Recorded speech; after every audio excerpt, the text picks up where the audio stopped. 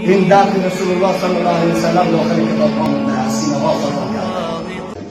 آیا این دین کفایت نمیکرد؟ این قرآن کافی نبود برای حل مشکلات شما؟ این حدیث رسول الله کفایت نمیکرد؟ این منهج صحابه کفایت نمیکرد؟ این دانشمندا کفایت نمیکرد؟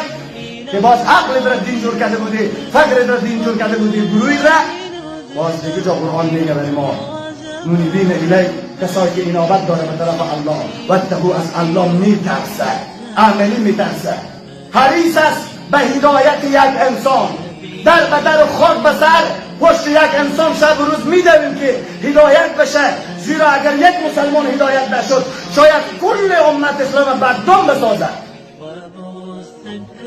اما به کمال تأسف او درد که رسول الله به واسطه هدایت امت داشت، او امروز جایزه رو درد دولت گرفته، درد شهوت و کرسی و شخصیت خود ما گرفته.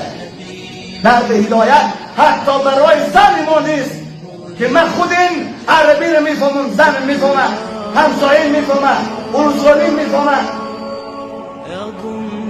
این درد رسول الله صلی الله علیه وسلم داخل کتاب ها مونده است، سینه ها فرمان کرده.